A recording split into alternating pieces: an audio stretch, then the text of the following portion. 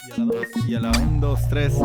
Hello everyone, this is Chava Peribán and this is Heritage Mezcal. Today we are talking with Señorito Dalton Kreiss. How the hell do you pronounce your last name? Salvador, it's Kreiss. Kreiss. Okay. German circle. Okay. Well, Joven Dalton, I welcomed you to this podcast today and I want to talk to you about fruits. Oh.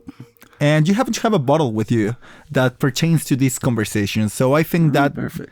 The first thing we have to do is pour that on cups, and then we can start talking. Cool. This is from Flavio, and it's an experimental batch. It is Destilado de Mango. So there's no agave in this one. And it was an experiment, and we told them we'll pay for the material and the time, and if the batch turns out, we'll, pay you a nice price per liter. And now we're trying to decide whether we can bottle this. This smells like the heavens. The aroma makes it bottleable right off the bat. And I think that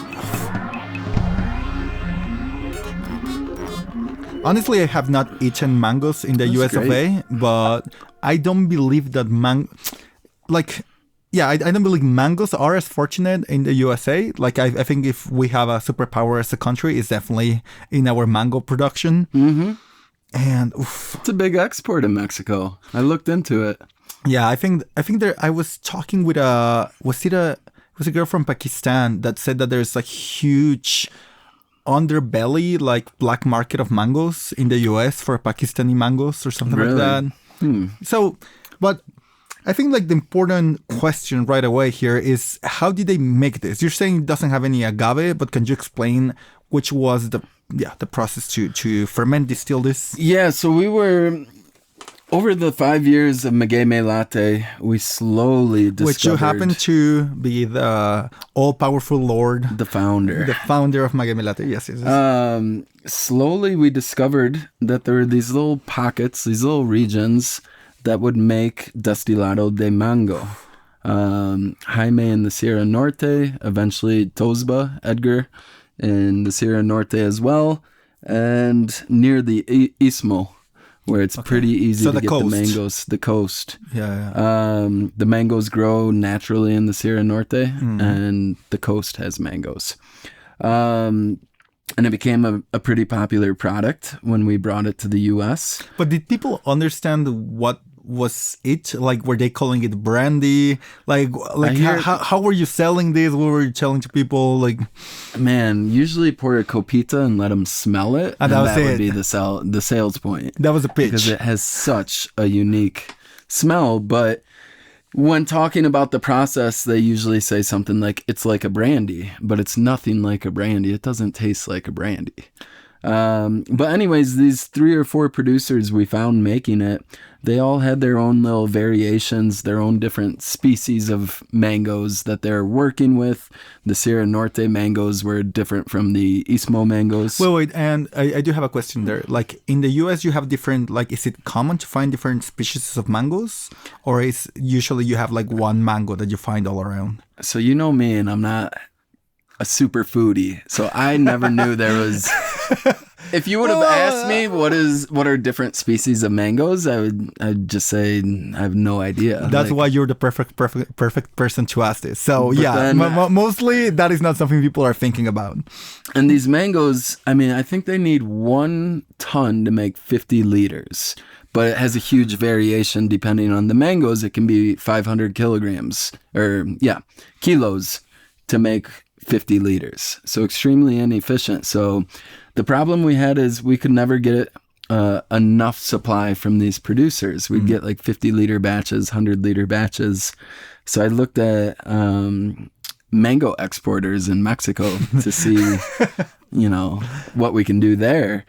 And I learned all about 6 to 8 different species of mangoes. And we actually don't know if they're species or varietals. So true. That's probably not our expertise. Mm-hmm. So it starts from, and I think that's important to say. So this is not like tequila that you have just one species. It's closer to mezcal, where you have some biodiversity within it, and that's your raw material. And then because it actually has fermentable sugars attached to it, you don't have to cook it. No cooking.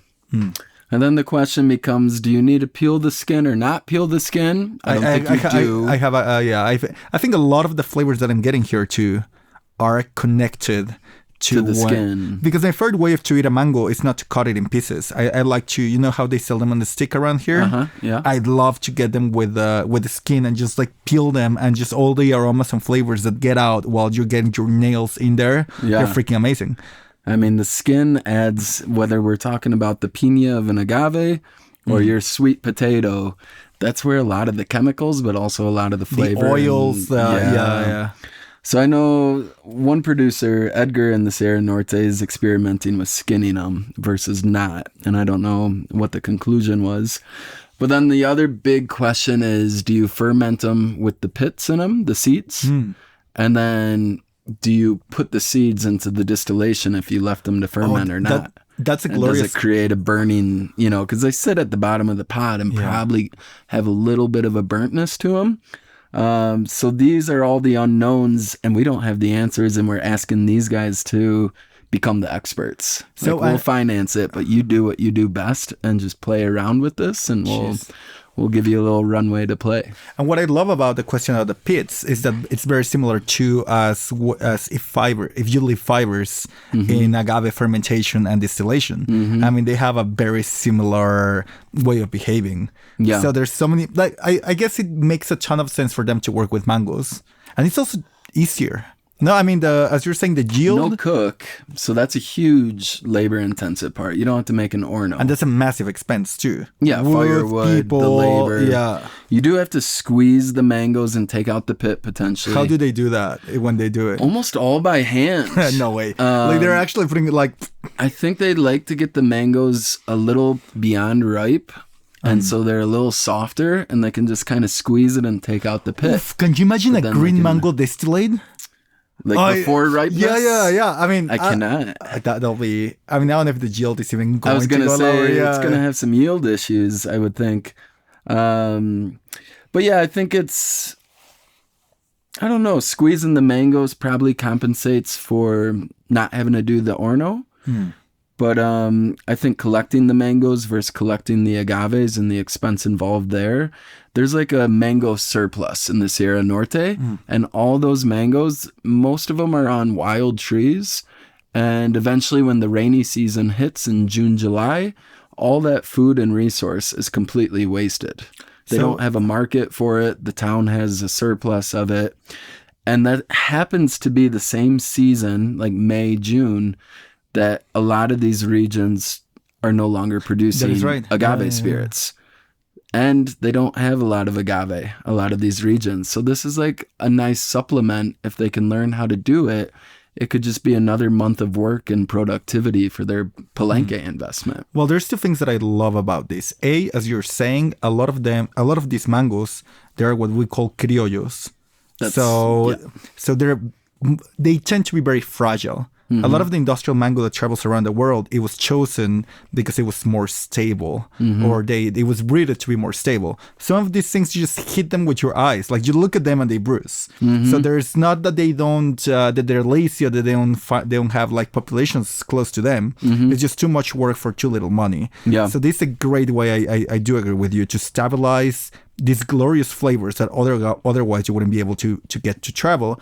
And the other one is like before I used to have a different perspective on this, but I do believe there's an importance to keep that seasonality. You say that? Yeah. Seasonality of when to harvest the agave.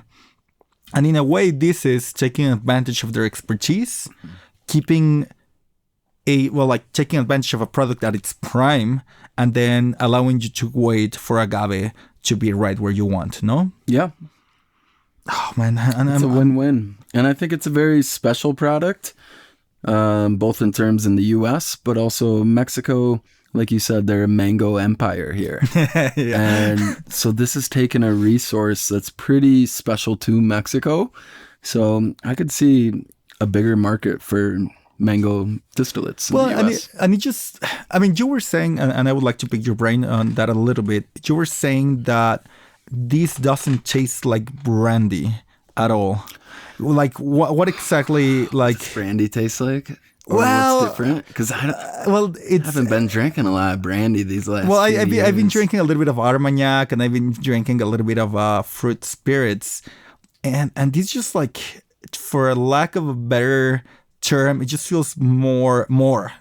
I agree. It's just- pungent. I yeah. mean, the aroma is unmistakable, and Yeah. I've never smelled anything like this. And this is like a Balkans, Balkans music, that they're just like going at it and people are dancing like if it was a massive octopus. Like, this is what I get. And I think like sometimes with brandy, I get more like classical music and fire pit and just like somebody in a velvet robe looking at the sky. I wish I could come up with a great analogy right now for how I feel to top that. It's different, that's for sure. I've never tasted anything, and I wonder, so what is the difference between this and brandy?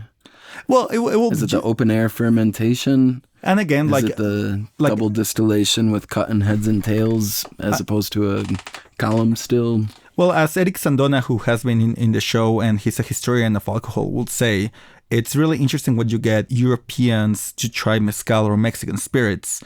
Their idea of distillation is literally cleaning. Yeah. Or, why distillation was invented. And I think in Mexico, we've made distillation serve our purposes with a different logic. Yeah. So it's more about bringing the characters of the raw material into the final product instead of getting a very pristine, just thing to try. Interesting point. And I think of like the German culture versus Mexican culture. And it's very aligned with what you just described, their perspectives of distillation to be about. And Europe is not a monolith too, you have like all the Eastern, you have the, so you have like a bunch of... just making a stark contrast. But Western European ideals of distillation, I think, are very much about pristine and clean stuff. And the other thing that I want to pick your brain a little bit about this, and I know that your main area of interest is obviously agave and agave spirits. But I do, like, lately there's been a lot of enthusiasm about rum, like Mexican rum. I mean, in our tiny little bubble. When I'm saying a lot of enthusiasm, I'm talking like the 20 people we like.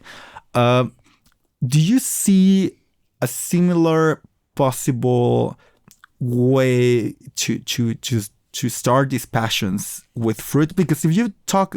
When I think about Mexico, I think about a place that has incredible biodiversity and incredible landscapes and incredible fruits. And these fruits a lot of times cannot travel. And a lot of that money is wasted in the floors of these towns. So I think many years ago, I met someone that was designing sort of a moving factory for juices, whose idea was to take advantage of all these criollo fruits. Do you see this becoming a thing, almost in a way in which you can have a traveling distiller that goes from town to town, converting, can you imagine that? Like zapotes and mangoes and tunas and all kinds of stuff. Like an actual distillery that went. Yeah, can you imagine that? That'll be so dope. Well, I think it'd be better to have the people in those towns learn how to make it, but maybe a traveling educator that can guide them and, maybe get something out of it in some way. But yeah, I mean, I think these towns, especially, every town has a different scenario about their agave availability. Some is more dire than others.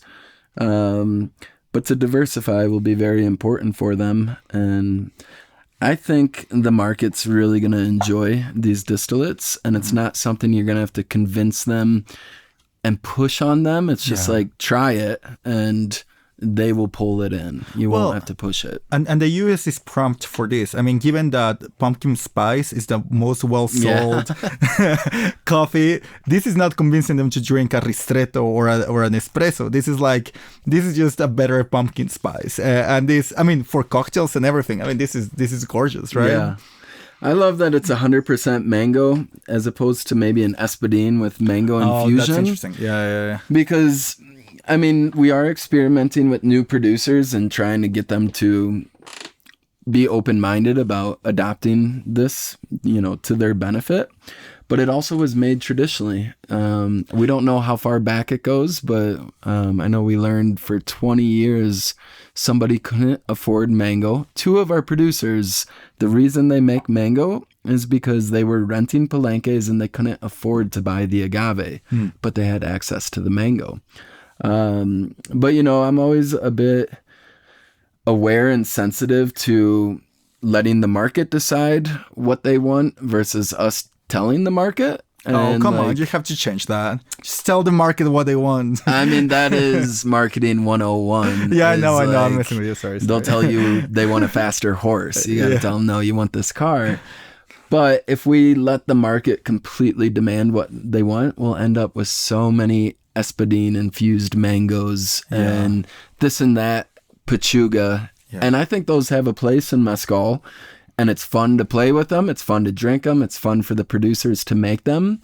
But if we're not careful, everything hitting the market is, you know, a bacon, lobster, you pechuga. You think that we're on the flavored vodka train if we keep on pushing the pechuga craze? I think we need to be mindful of it. We're on the flavored vodka train. You're such a pessimist, Dalton. I mean, I go to the U.S. and I visit a lot of accounts, and if they're not purist, then you explain what the pechuga is, and they're like, oh yeah, I can't wait to tell somebody about that and sell that. Like they gravitate towards pechugas. And our most seasoned club members gravitate away from pechugas. So that's interesting. So yeah, I mean, the other thing that can I add one point to that? Okay, please. Yeah, now that you just threw everybody under the train. Look how easy it is in 2023 to go out to Oaxaca Valley and find a mota pechuga. Oh, and look how hard it was in 2017. Yeah. In 2017, I was so excited to be taken out to a palenque where we knew there was marijuana cannabis infused pechugas, whether infused or actually in the still. And now so many producers I've known for 5 years who never had it are making it now. And if that were allowed in the U.S., you'd see shelves full of cannabis pechuga, and that would misrepresent the tradition a little bit.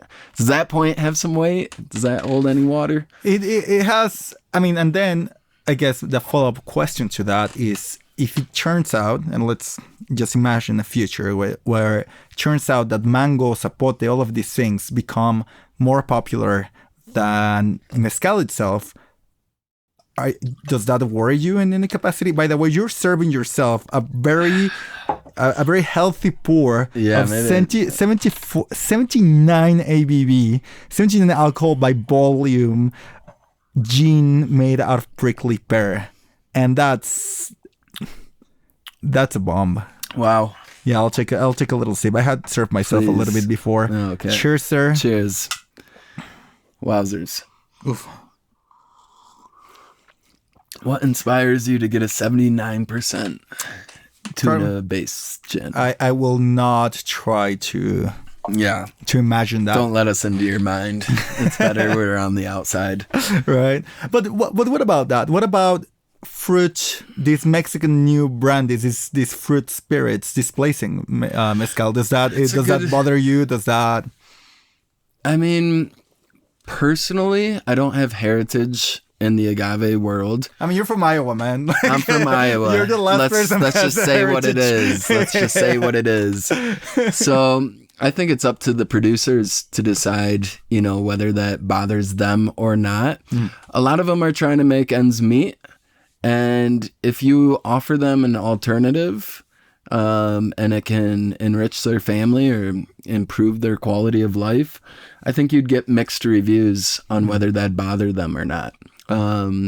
Intuitively, we know mezcaleros deeply care about their tradition and they want to pass it on to the next generation, but they also deeply care about putting food on the table. So if it meant an explosion of these crazy pechugas and fruit-based infusions and distillates, it'd be up to them to decide. Yeah. And I would just bridge it. If that's what they want to produce and that's what they want to buy, then it works for me. Yeah, just from a technical standpoint, I think that what it's really attractive, at least for me, from this fruit stuff is as we've mentioned before, is money that it's already on the ground and it gets to be rotten every year. B, it's great representations of terrains and ecosystems of Mexico. C, you don't have to use crazy amounts of wood to hydrolyze the complex sugars in these things. So one of the biggest offenses, environmentally speaking, that I find in mezcal is the cooking of the agave. And unless we don't have a miracle in terms of technology that is provided by the government or whoever to bypass this wood, that will continue to be the case.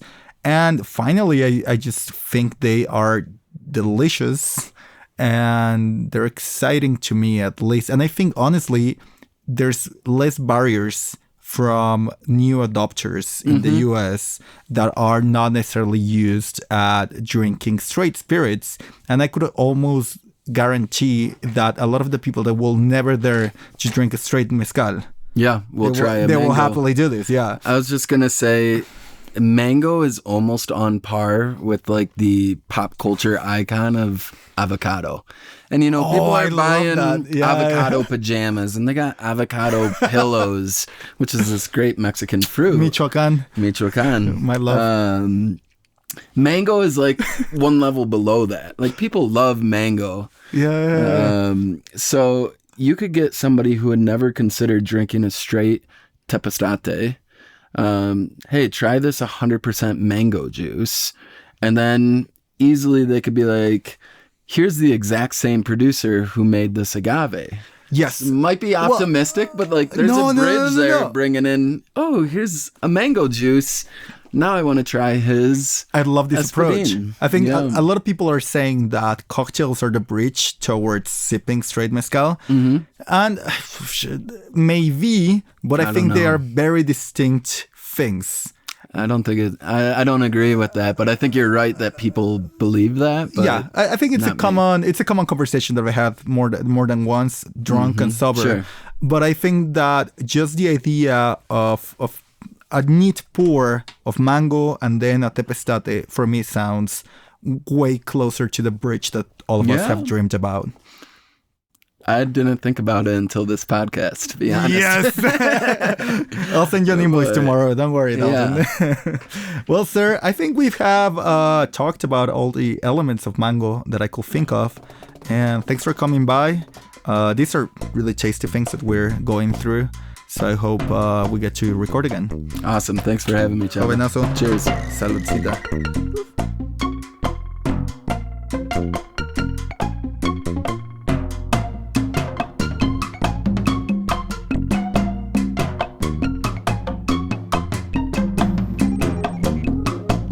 This was Heritage Mezcal, the incredibly eclectic podcast that likes to delve into the depths of the country we call Mexico. I'm Chava Peribán, your host, and I truly hope you enjoyed this episode. All the sounds, all the music, and now all the videos living in YouTube are made by Roy Sierra.